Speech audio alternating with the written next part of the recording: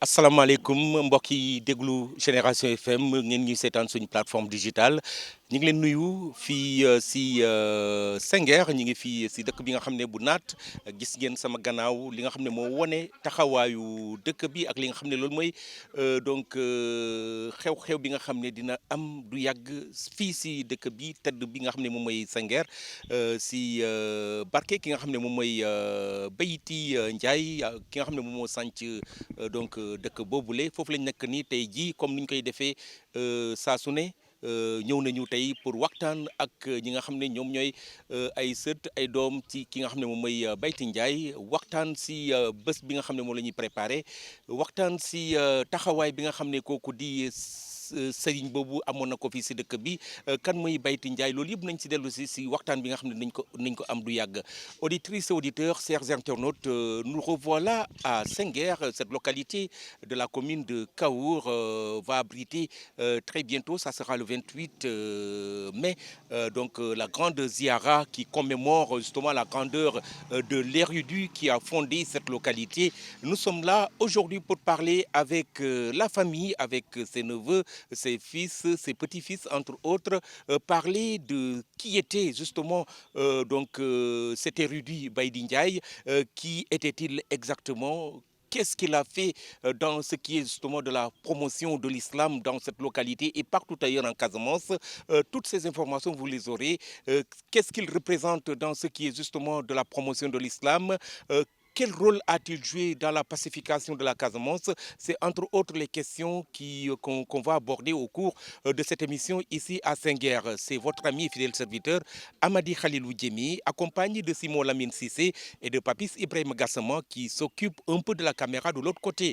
Bonjour et bienvenue, nous sommes à Senghor. Bienvenue à Senghor comme vous l'apercevez derrière moi.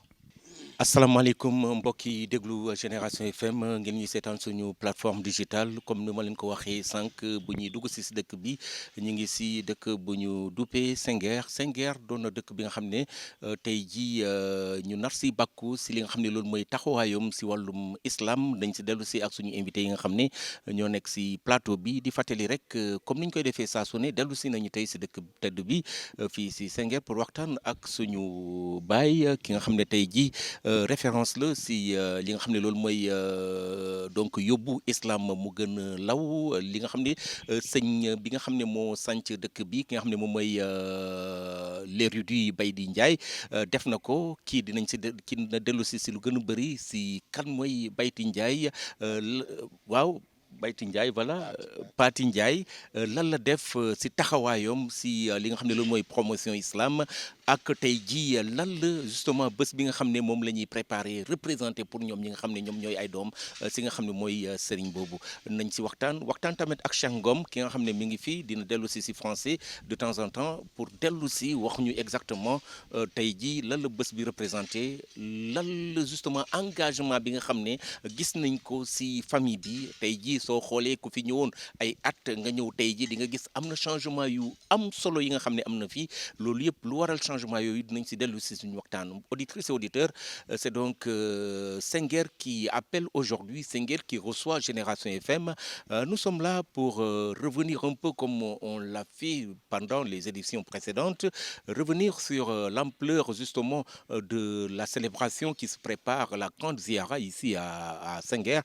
pour rendre hommage à Bayti Ndiaye, donc le fondateur de cette localité, un grand percusseur, un pionnier dans la promotion de l'islam. Ils vont revenir un peu sur la densité de l'homme, entre autres choses. Tout cela, vous l'aurez en direct sur Génération FM. Avant de continuer, nous allons ouvrir les discussions en donnant le micro justement à notre, en tout cas, Oustaz qui va se présenter mu dellu si wax ñu tey jii lan la bés bi représenté Oustaz kaddu bañ ci yow. kon asalaamaaleykum wa rahmatullah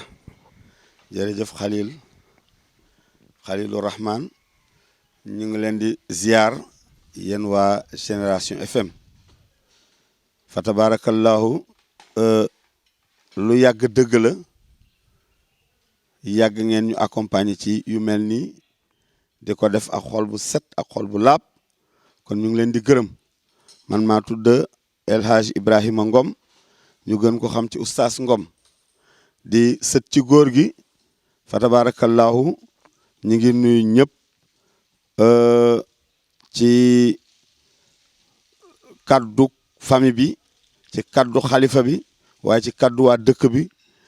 di leen wax ne fa tabarakallahu ñëwaat nañ ci ëttu maam tafsir Serigne Bathie Ndiaye fii ci Senghor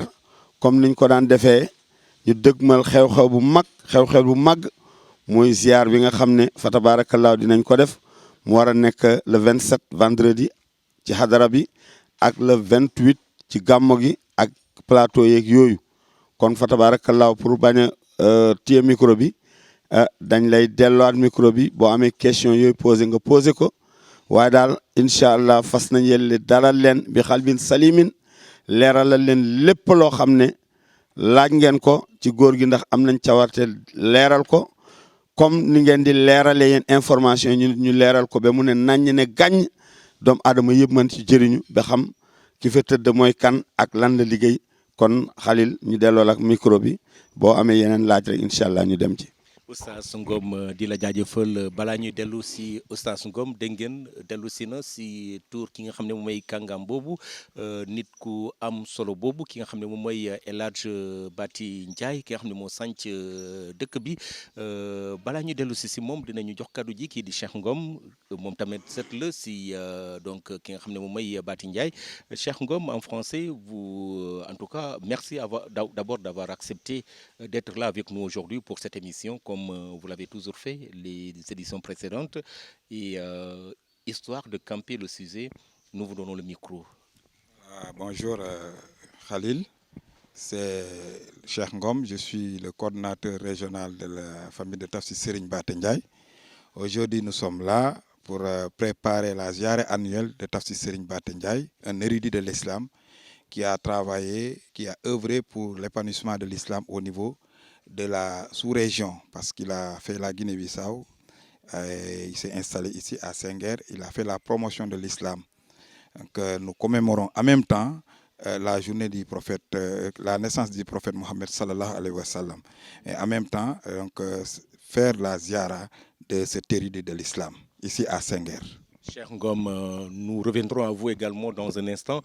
Oustaz Ngom wax nga ni bés bi bés bu am solo la nu bàyyi ak micro bi nga dellu si importance bu bés bi am bés bi nga xam ne moom la ñuy préparé nii. jërëjëf Khalil bés bi lu tax mu am importance bésu ñaan la ak fàttaliku nit ku baax te ñu baax ñi fu ñu leen di fàttali yàlla daf fay wàccee yërmande. inda zikri salihin tatanazzalu arrahma kon place boo xam ne la malaaka yi danañu teew ndax yonent bi moo ne fépp fu ay nit daje di tudde yàlla di bàkk yàlla malaaka yi danañ fa teew tey nag àddina bi yëpp ñooy teew Senghor sous région bi yëpp dañuy ñëw donc bés bi bésu ñaan la ndax ku lebal yàlla ker mu fay la guddi moom bi mu fi nekkee dafa lebaloon yàlla mooy màggal yonent bi sallallahu alayhi wa sallam bésu mawlud donc vers 1927 la ko commencé ba bu yàlla di def mu génn àddina en 61 doomam yi di ko def ba tey fa tabarakallahu sëtam yi ñëw di def mawlud boobu di ko delloo yonent bi waaye moom tam ñu koy defal ziar muy 2 jours ba 3 jours yoo xam ne dañ koy def ñaan la nag ndax am na kaamil yu bari yoo xam ne commencé nañ ko depuis daaw te am na yoo xam ne intensifié nañ njàng mi bu bés ba pour ñaanal Sénégal ñaanal àddina bi yàlla def fi jàmm yàlla musal ñu yàlla may ñu nawetu na bu am naataange yàlla defal ñu dëkkee Sénégal ak sous-région bi ak àddina bi yëpp jàmm donc loolu rek waroon na tax ñëpp ñëw bu ko defee fa tabaarakallaahu danañu def loolu ajjuma ci xadaratu jumaat bi nga xam ne moom taalibe cheikh la woon danañ fa def xadaratu jumaat boo xam ne première muxaddamam muy Serigne Boubacar Tambadou moom lañ ko tuddee kooku nag ñu ko xamul mooy Baye Cheikh Ahmad Tidiane Tambadou bi nga xam ne mi ngi fële ca Jëriñoor kooku mooy premier muxaddam moom la ñu jagleel xadara bi addina bi yooyu war fi daje ñu war a lal malaani téeméeri mètre bàkk yàlla ci baatu laa ilaha illallah ak allah ba bu jant bi di kii ñu julli timis kon loolu rek waroon na tax ñëpp ñëw kon importance yi bés bi daal mooy bésu ñaan la ak bésu fàttaliku sunu borom ak wax jaar-jaar yonent bi waaye wax leen kan mooy góor gi lan la liggéeyal ci liggéeyal l'islam ak lan la liggéeyal ci umma bi ak lan moo tax mu mun fi nekk ak nu fii enclavé woon jamono boobu bu nekk fi dund ak njabootam yar leen ba tey li am fi loolu yëpp incha allah dinañ leen ko wax kon Khalil importance bi daal mooy ñaan la ak bàkk yàlla delloo ko njukkal ñaanal sunuy waajur ñaanal àddina bi yëpp waaw. ji lu ñu constaté ñun taskatu xibaar yi oustaz gis nañu ni ñaan yi ñi ngi am at ba at gis nañu ni dëkk yi nga xam ne métti woon na si dëkk yooyu ba nit ñi daw ñi ngi dellu si mu doon li nga xam ne tamit mooy taxawaay kooku di Baty Ndiaye bu mu doon dund bu mu doon liggéey dafa doon liggéey pour jàmm gën a am doole looñ si yokkal si li nga xam ne loolu la ñuy constaté depuis bi ngeen commencé def li nga xam ne lu rafet lu mel nii. waaw xam nga li ñuy wax intégration africain moom bokk na ci ñu ko véhiculer ndax boo ñëwaan fii di nga fi fekk waa Guinée Bissau di nga fi fekk waa Guinée Conakry di nga fi fekk waa Buluf di nga fi fekk waa Kaasa di nga fi fekk Balantakunda réew yi yëpp la dajale woon muy ethnie yëpp la dajale woon ñii mu jël si ñoom soxna ñii mu may leen soxna ñii ñu nekk ay taalibeem kon loolu la fi dajale woon diggante ethnie yu fi nekk yëpp pour bañ a lim donc moom waxoon na lii fi am nii waxoon na ne dina am ci dundam bi muy wax aussi ne tali dina jógee Ziguinchor jaar fii ci dex gi ñëw ba romb génn kawur ci tali bi boobu temps bi mu koy wax kenn mënu ko woon xalaat ndax géej la goo xam ne gaal moo fa daan jaar di dem boobu temps kenn xalaatul loolu dañ ne woon xëy na day wax noonu rek bi ci des mooy waxoon na ne bés bu amee 60 ans ci biir suuf lépp loo xam ne jaaxaloon nañu yàlla dina ko dindi ñaanoon na tam ne jàmm ji dina ñëw nit ñi dinañ jóge fii ba Guinée Bissau fu neex waaye nga lal basang fu neex waaye nga jaar fa kenn du la def dara kon daaw la yàlla def 60 ans mi mat na gis nañ fa tabaarakallaahu tey village environnant yi nga xam ne daaw demoon nañ yëpp ngir conflit bi amoon dellu siyaat nañ nekk ci seen jàmm te ñun ak ñoom ñoo bokk organiser ziar bi ndax ñoom ñëpp fa tabaarakallaa ci biir lañ ne ndax ku si doonul taalibe sa baay taalibe la woon wala sa maam ñoom ñëpp moo tax lépp lu ñu def ñun ak ñoom ñoo koy bokk di même réunion yi ñu def dañu bokk ak ñoom di ko def bu ma tuddee village damay jummee village yi yëpp ay Albondi Bissine Jolakunda Ñaaju Yabon Lati ba Butupa Kamarakunda Makunda ay dëkk yi nga gis ni yëpp Jaañong ba Adéane dem ba Goudomp yëpp ñoom ñëpp ñooy ñëw kon xam nga kon Casamance daje na kon loolu la doon ñaan te loolu la véhiculé woon jël boppam wàccee ko won leen ne ku gën a ragal yàlla moo gën a jege yàlla ñoom ñëpp ñu wuyu si ko ñëpp nangul ko kon loolu fa tabaarakallaahu sant yàlla la ndax tey bu ñu fekkee ñu ngi koy def ku fi ñëw doo ragal doo tiit xalaatuloo dara ah loolu sant yàlla la dañu ñaan yàlla continuer loolu gën ko dëgëral ba incha allah mu daj àddina bi yëpp waxuñ Casamance mais àddina bi yëpp mu daj ko rawatina suñ continent Afrique kon Khalil fa tabarakallah loolu lañ la si doon tontu. oustaz nañ dellu si du yàgg si yow pour ñu dellu si exactement nga wax ñu kan moo ne woon El Hadj Baty Ndiaye taxawaayam lan moo ko indi fii si Senghor loolu yëpp nañ si dellu si léegi gannaaw bu ñu paree ak Cheikh Ngom je rappelle que vous êtes un peu le coordonnateur de cette famille nous allons vers cette ziara d'abord dites-nous l'importance que vous donnez à cette cérémonie qui va se dérouler en fin de semaine ici à Senghor, qui va abriter des personnes qui viendront d'un peu partout dans le monde pour assister justement à cette grande cérémonie. Voilà Khalil, juste pour un rappel, Senghor fait partie des villages qui ont donc organisé le Mawlud Nabi en premier, dans la Casamance, naturelle même. Donc l'érudit de l'islam, Tafsir Serigne Baty Ndiaye, lui, il organisait le Mawlud. C'est après sa disparition que la famille a décidé d'organiser cette ziara. Maintenant, cette ziara a pris une dimension internationale. Parce que depuis des années, chaque fois qu'on organise cette ziara, les gens viennent d'un peu partout. C'est des moments de prière et de recueillement. À chaque fois que la ziara est célébrée, on a une organisation appelée Daara Kamil. Il y a une lecture de Coran qui est faite par les petits-fils de Tafsir Serigne Bara Ndiaye, uniquement par ses petits-fils. Mais aussi, il y a des zikrs qu'on fait et des prières pour la paix en Casamance, mais surtout pour le développement économique et social du Sénégal et de l'Afrique, mais particulièrement de la zone. Cette zone qui a connu donc des moments de conflit qui ont fait quitter beaucoup donc, de populations de leur localité. Mais avec les prières, je pense qu'aujourd'hui, nous rendons grâce à Allah, ces populations sont revenues dans leur localité. Maintenant que cette paix est installée, nous devons prier pour le développement économique et social de ces localités. Et c'est le moment aussi d'interpeller l'État du Sénégal pour qu'il sache qu'ici à Senghor, Senghor est un foyer religieux qui joue un rôle important. Oustaz Ibrahima Ngom l'a si bien dit en Wolof. C'est une cité religieuse où convergent toutes les ethnies. Il y a les Balant, il y a les Bainouk, il y a les Mandeng, il y a les Peul, il y a les Wolof, il y a les Manjak. Mais tous se reconnaissent, il y a les Djola. Tous se reconnaissent ici à Senghor. La preuve, cette ziara qu'on organise, nous l'organisons avec toutes les communautés qui sont au niveau des villages environnants et au niveau donc de Senghor. Donc, c'est un moment de communion, de prière, mais surtout de retrouvailles. Voilà pourquoi donc nous demandons ici à Senghor que l'État du Sénégal regarde d'un autre œil cette cité religieuse. Notamment par rapport aux infrastructures de base, nous y reviendrons. Cheikh Ngom, depuis que cette initiative est lancée, nous avons vu que vous faites beaucoup de prières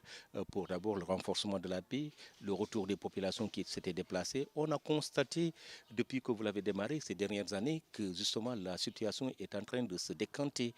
par rapport justement au retour de la paix. Nous avons vu des populations de Bissine qui à côté sont revenues, se sont installées, aujourd'hui sont en train de construire. Les populations de Senghor Diola sont revenues, la paix est revenue, les activités économiques redémarrent. Ça va donner une autre image, une autre posture justement à cette cité religieuse. Dites-nous, est-ce que ça faisait partie des prédications justement de feu El Hadj Baïti Ndiaye? Tout à fait, El Hadj Ibrahima Ngom l'a si bien dit. Lui, de son vivant, il avait même prédit cette situation, cette crise casamançaise. Il avait prédit que les populations vont se lever 2 fois. Mais après, il y aura une paix définitive.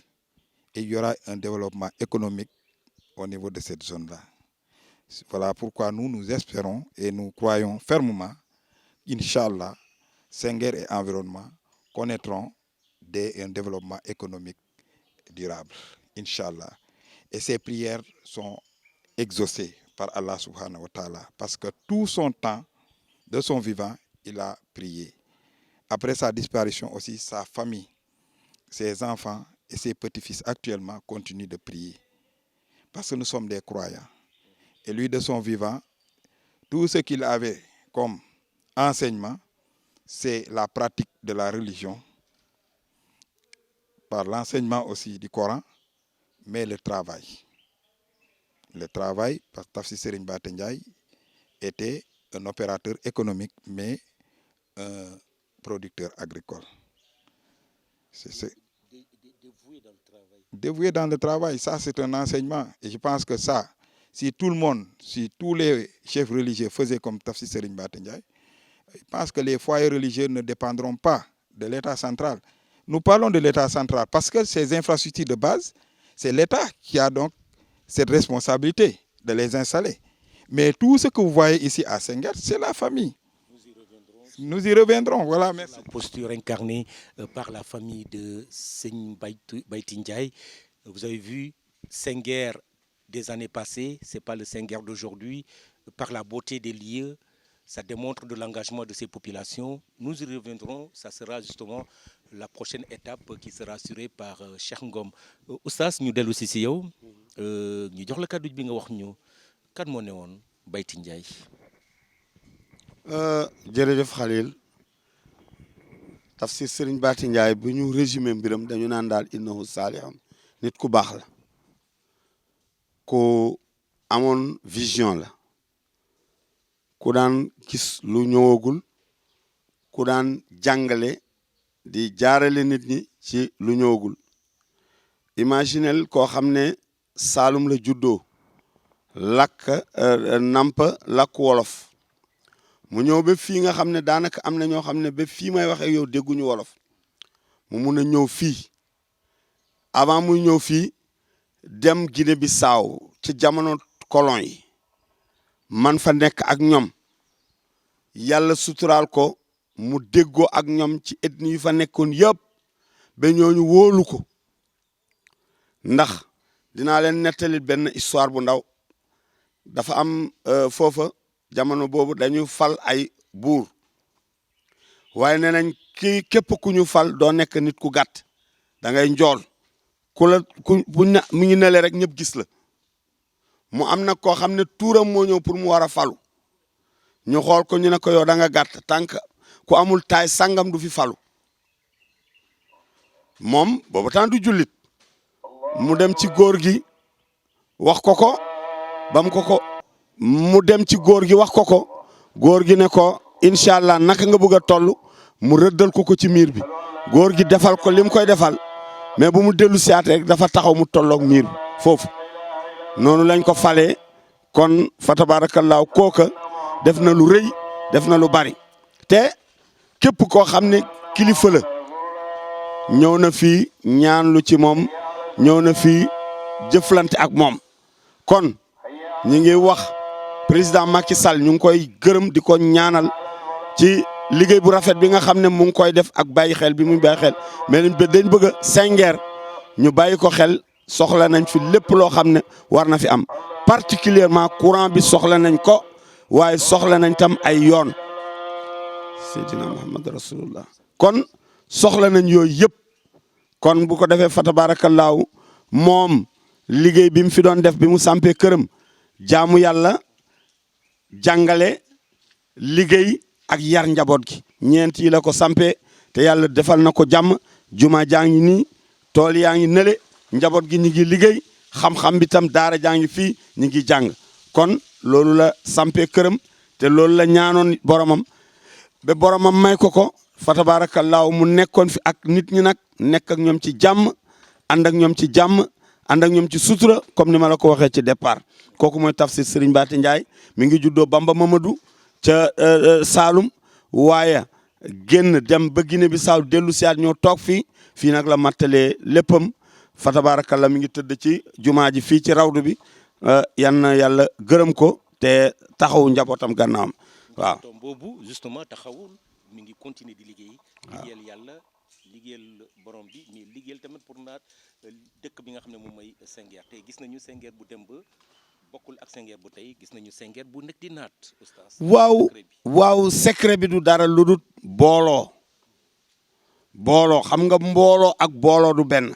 mbooloo mun na bëri rek mais tahsabuhum jami'an wa qulubuhum shatta waaye mbooloo nag ñoom la yàlla ne wala tanaza'u fa tafshalu wa tadhhaba rihukum dañu booloo nekk benn kenn ku nekk wóolu sa morom xam ne ñun sunu maam jurul ko bon sunu maam doomam yi juruñu ko bon du ñu ay tappali ndax ñëpp borom xam-xam lañ ñu ci jàng tubaab fépp fu ñu nekk ñoo ci raw ñu ci jàng alxuraan fépp fu ñu nekk ñoo ci raw kon kooku sak la waaye ndam la ñu jël lépp lu ñuy def ñu ne nañ leen jiital nangam boo xoolee tey am nañ coordonnateur régional mooy Cheikh Ngom mais am nañ coordonnateur national mooy El Hadj Mamadou Mbaye bi ñu liggéey bii dañu tànn kenn ci ñun ci jubam ak mandoom ak discrétion muy docteur Samba Mbaye ñu ne ko yow lañ ko dénk yaay président bi moom mu piloté liggéey bi boole kook noppi du wax ñu continuer di ko liggéey organisation ñu ne Khalifa Babacar Ndiaye yow lañ ko dénk muy organiser lépp loo xam ne dañ koy organiser mu ne ci ànd ak ñim ci àndal pour bañ a guddal ñu tudd ñett ñi ñu nekk benn lépp luñ ne nañ leen def lii xaaruñ si état xaaruñ si beneen dimbal bu jóge extérieur wala feneen mais dañu naan nañ leen def nii ñu am doole yóbbaale ñu amul doole mais kenn ku nekk di nga si def sa suut ñu dajale ko ci lañ réaliser li ñu réaliser lépp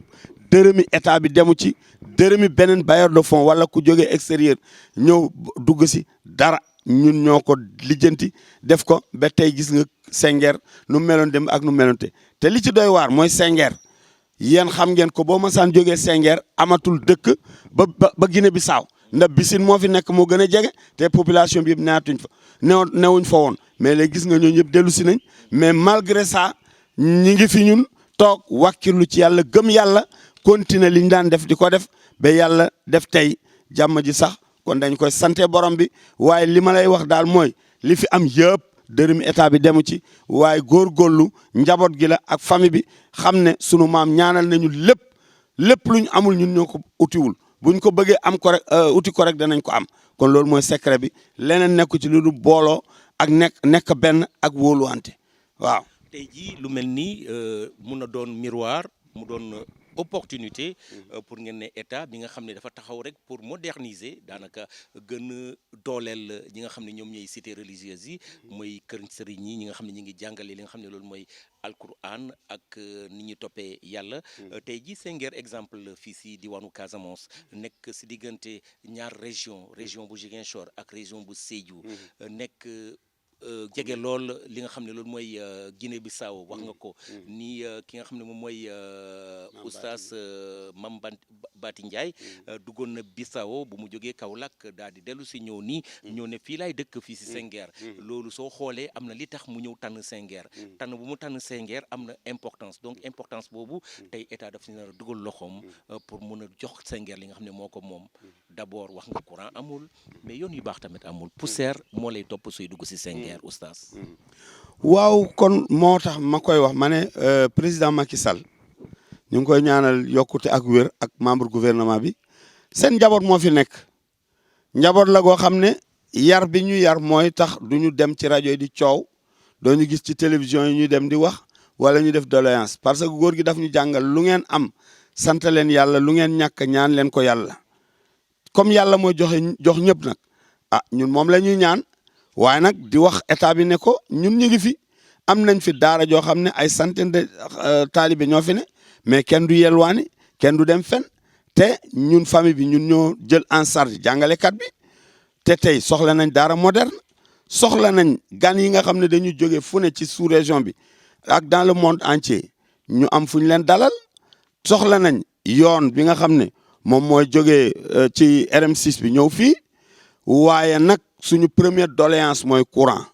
deuxième doléance courant troisième doléance courant lu ñëw doog a ñëw soxla nañ it ay infrastructure yoo xam ne pour jeunes yi ñi ngi fii ay dëkki béykat lañ du ñu bénéficier wu ci engrais yeeg ay jiw yeeg yooyu yëpp te ay grand producteur góor gi producteur la woon boo xam ne bu masaan waxuma la li muy béy mais orange yu mu doon ji rek bu ko masaan di dagg ay camion la moom la ko daan chargé bu masaan béy gerte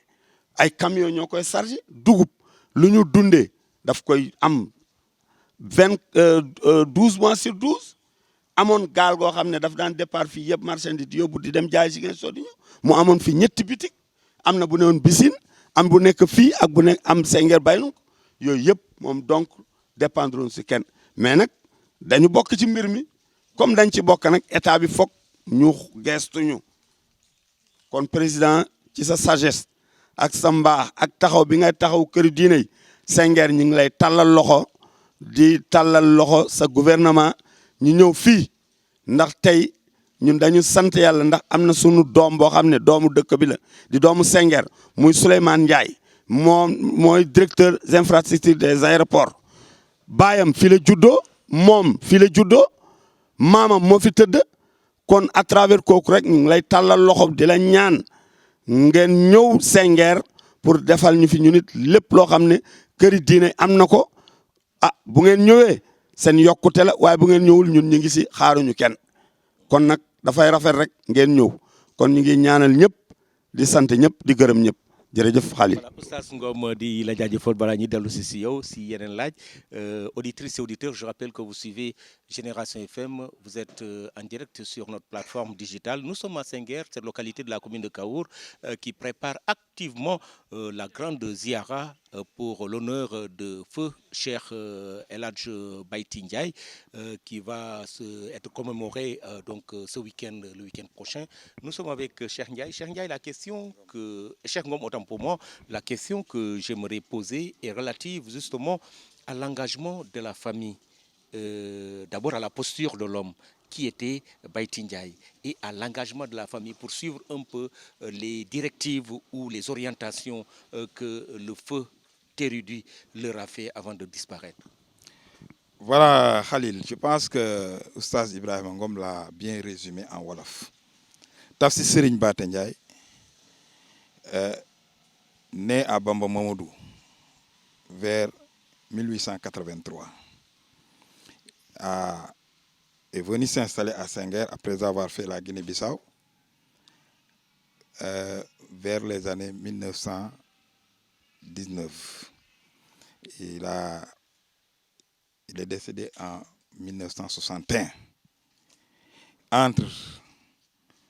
le temps qu'il a fait ici à Senguer,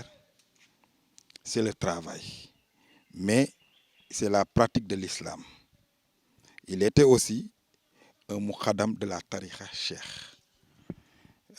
Cheikh Tidiane. Donc ici, on faisait les hadratul Juma. Voilà pourquoi les vendredis, Inch'Allah, on aura un hadra populaire dédié à El Hadj Boubacar Tambédou, l'un de ses premiers muqaddam, le père de Cheikh Ahmed Tidiane Tambédou. Donc c'est un rappel. Alors le samedi,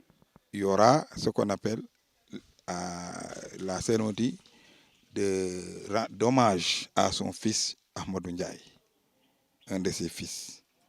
Lui, cette année, c'est le parrain de la ziara. Mais ce qu'on peut retenir sur l'homme, c'est le sens de partage de ce qu'il avait dans la vie. Pour rappel, pendant la période de la Deuxième Guerre mondiale, vous savez, il y avait donc l'effort de guerre par les indigènes, que les populations soutenaient l'armée coloniale dans la guerre en leur donnant leurs produits agricoles. De ce fait,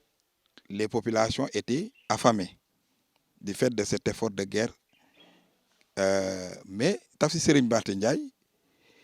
chaque fois que le besoin se fait sentir, il distribuait des vivres à cette population de Senguer et environ. Même après la guerre, il donnait chaque fin du mois une enveloppe pour soutenir les érudits de l'islam d'ici jusqu'à Ziguinchor. Donc c'était un salaire qu'il donnait aux gens pour montrer sa générosité. Mais il a enseigné l'islam à beaucoup de personnes. Parmi ceux-là, El Hadj Boubacar Tambédou, ses enfants, ses propres enfants, et d'autres qui sont venus du Boulouf, de Kassa, et j'en passe, sans compter au niveau donc de Baïnouk. Voilà, donc il a véhiculé le message d'Allah subhanahu wa ta'ala. Il a véhiculé les enseignements du prophète Mohammed sallallahu alayhi wa sallam. Il a vulgarisé la tariqa Tijaniya au niveau de cette zone-là qui était une zone hostile à l'islam. Mais aujourd'hui, Senguer, tout le monde est musulman, tout le monde est croyant. Là aussi, c'est une performance que Tafsir Serigne Baté Ndiaye a fait, et ça jusqu'en Guinée-Bissau. Jusqu'en Guinée-Bissau. Dieu l'a récompensé. Dieu l'a récompensé. Tout ce que vous voyez, que la famille entreprend et l'a réussi, c'est parce que l'homme de son vivant a beaucoup servi son maître, son Seigneur, Allah subhanahu wa ta'ala. Voilà. Donc ça aussi, c'est quelque chose qu'il faut saluer. Nous avons vu un engagement également de la famille à travers l'image justement de Senghor, Senghor d'hier et Senghor d'aujourd'hui. Il y a des améliorations, surtout sur le plan attirance, en beauté. Cela démontre de l'engagement des petits-fils, fils et autres justement de feu Serigne Baïti Ndiaye. Voilà, Tafsir Serigne Baté Ndiaye. Cette situation-là, il l'avait prédit de son vivant. De son vivant, il disait que moi, Tafsir Serigne Baté Ndiaye, tout ce que j'ai travaillé dans ce monde, c'est pas pour ce bas monde, c'est pour l'au-delà. Néanmoins, après ma disparition sur Terre, 60 ans après, Inch'Allah, vous verrez, tout le monde entendra Tafsir Serigne Ba, le nom de Tafsir Serigne Baté Ndiaye. Tout le monde entendra le nom de Senghor. Mais aujourd'hui, cela s'est réalisé. Partout dans le monde, on parle de Senghor. Cette ziara est suivie un peu partout, dans les réseaux sociaux, au niveau donc, du net, et partout. Les gens parlent de Senghor. Là, il l'avait prédit 60 ans après. Donc, ça a commencé, nous sommes à l'année 1.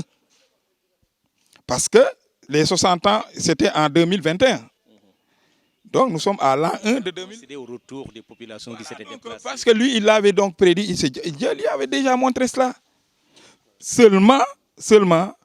au niveau de Senghor, la vertu, c'est de ne pas trop parler. Parce que lui-même, tout ce qu'il faisait dans la vie, il le faisait dans la discrétion. Voilà.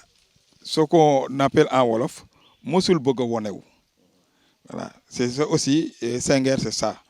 Le credo, c'est de pratiquer l'islam, c'est de travailler dans la solidarité, mais aussi dans la discrétion. Et c'est cette solidarité familiale qui a permis toutes ces réalisations que vous voyez à travers le projet Senghor Djefdjel, qui a coûté plus de 30 millions, piloté par le docteur Sambambaye, le professeur Sambambaye. Mais tout ce travail-là est coordonné par El Hadj Mamadou Mbaye, le coordinateur national international, sous la supervision du président d'honneur, Abdoulaye Mbaye Seka, et tant d'autres. Le Khalifa Babacar Ndiaye, ça l'a si bien dit, c'est lui donc l'organisateur. Voilà. Et on s'est fait confiance. La famille a donc s'est cotisé pour réaliser tout cela. Mais c'est l'occasion aussi pour nous de lancer cet appel solennel à l'État de veiller à ce que Senghor aussi soit modernisé à l'instar des autres cités religieuses. On a besoin de cela. Et vous avez besoin de quoi concrètement? Mais du courant, mais aussi des infrastructures sociales de base, telles qu'un poste de santé. Maintenant, Senghor a les villages environnants sont là et ils peuvent venir se soigner ici. Poste de santé, nous avons besoin de projets structurants qui permettront aux populations de travailler et en même temps de faire face à ce qu'on appelle l'immigration clandestine. Donc, il y a une volonté notoire de la population qui veut travailler et rester au niveau donc, de la localité, mais il faut qu'il y ait un accompagnement de l'État à travers ce qu'on appelle le PUMA même et donc le PUDC. Ça, ce sont des programmes qui ont été pensés par le chef de l'État pour pouvoir non seulement soigner ce qu'on appelle la disparité entre donc, les capitales et ce qu'on appelle les villes frontalières, ou bien les villages frontaliers, mais aussi de l'eau même. Parce que tout ce qu'il y a comme eux, c'est le village c'est la famille qui a donc installé un mini-forage. Mais avec le développement de Senghor, je pense qu'on aura besoin d'un forage digne de son nom. Senghor a besoin de beaucoup de choses, d'une bonne route, d'un forage digne de son nom. C'est Cheikh Ngom qui est donc le coordonnateur de cette famille qui, je rappelle, prépare activement cette grande ziara qui aura lieu le vendredi, samedi et dimanche prochain ici dans cette cité religieuse située dans la commune de Kaour. Oustaz ñu daal di lay delloo kaddu ji Senghor Djefdjel mu doon initiative bu rafet ñu bëggoon rek nga dellu si initiative bi nga wax ñu tamit lan mooy doon particularité li nga xam ne loolu mooy ziara bu ren ji atum 2022. waaw pour tënk ko Senghor Djefdjel mooy dañu toog réunion ñu ne daal waruñu toog xaar dara nañu góorgóorlu ñu defar lu ñu si fekk jël ñu ne léegi nag Senghor Djefdjel lan mooy jëf-jël mooy lu waay jëf ci lu baax yàlla dina la ko fay kenn ku nekk volontaire ne dinaa joxe nangam ñu dajale ko comme ni ma ko waxee di def liggéey bi fa tabaarakallaahu loolu mooy Senguer Jëf Jël maanaam ba léegi nag day continuer ndax kër yàlla liggéey bi du jeex bu li paree leneen mi ngi ñëw kon bu ko defee fa tabaarakallaahu Senguer Jëf Jël moom projet la boo xam ne ba léegi jeexagul ñi ngi ci kawam te tant que ñi ngi dunde ñi ngi ci ba bu yàlla di moom suñu bakkan ndax àddina ku fi nekk da nga war a góorgóorlu liggéey ci rawatina lu baax particularité ren bi nag mooy dafa am ay thèmes yi am solo yoo xam ne moom la ñu war a jox muy thème d'actualité muy est-ce que nit ñi maanaam wàkkirlu ci yàlla ba lépp loo xam ne am nga ko nga sant yàlla loo ñàkkatam nga ñaan ko yàlla sant ko su la ko joxee wàkkirlu ci yàlla tawakkulu alallahi xaqa tawakkulihi loolu mooy thème ren bi incha allah tombeek bu góor gi amee 61 ans ci biir suuf te moom léppam daf ko wéeroon yàlla moo tax mu ñëw ci àll bu sori bi enclavé bàyyi dëkk yëpp capitale régionale yëpp ñoo dëkk fi ba yàlla indil ko fi lii ku ma ko fi indil wàkkirlu ci yàlla moo ko may bu wàkkirlu woon ci yàlla du ko am kon bu ko defee xam naa duñu mën a guddal ndax yu bari moo ñuy xaar waaye incha allah am nañu occasion pour yeneen jotaay ak yeneen plateau daal di ko gën a développé ngeen baal ñoo ko asalaamaaleykum wa rahmatullah oustaz ñu libéré la ndaxte da nga xaw a yàkkamti donc comme ni nga ko waxee tey du ñu guddal boobu mën nañ fi dellu si ñun nañ fi dellu si ajuma bi vendredi samedi dimanche pour continuer li nga xam ne loolu mooy suñu partition si li nga xam ne mooy tey jii rendre hommage ki nga xam ne tey taxaw na liggéey pour promotion li nga xam ne loolu mooy islam daanaka français suñ koy wax naan c'est un pionnier de la promotion de l'islam au Sénégal et en Guinée-Bissau parce que moom du benn boor rek la jàpp tey te ziara bi day wane présence ñu bëri ñi jógee Diembéring ñi jógee Kassa mooy département bu Oussouye ñi di jógee département bu Bignona ñi di jógee yeneen département yi nga xam ne ñoo nekk si région bu Ziguinchor Sédhiou ba Kolda ñi di jógee Kaolack daanaka ñi jógee Dakar Saint-Louis daal am na ñuy jógee bitim réew mu doon li nga xam ne tey jii c'est un rendez-vous international te ku ko waral mooy engagement nit kooku nga xam ne moom mooy tedd qui dit Baïty Ndiaye. Cheikh Ngom, je reviens à vous pour nous parler d'abord justement de cet engagement, cette initiative qui s'appelle Senguer Jëf Jël. Et quelle sera la particularité justement de la Ziara de cette année 2022? Wow, la particularité de cette Ziara 2022, c'est d'exalter et mieux exhiber le travail de Senguer Jëf Jël. Parce que c'est la fin du projet, donc pour l'instant. Première phase, c'était une phase de pavage, une phase de carrelage de la grande mosquée, mais surtout le mur de clôture et l'embellissement des édifices qui sont là. Nous allons faire le bilan de ce projet. C'est ça aussi, cette particularité, mais surtout prier pour que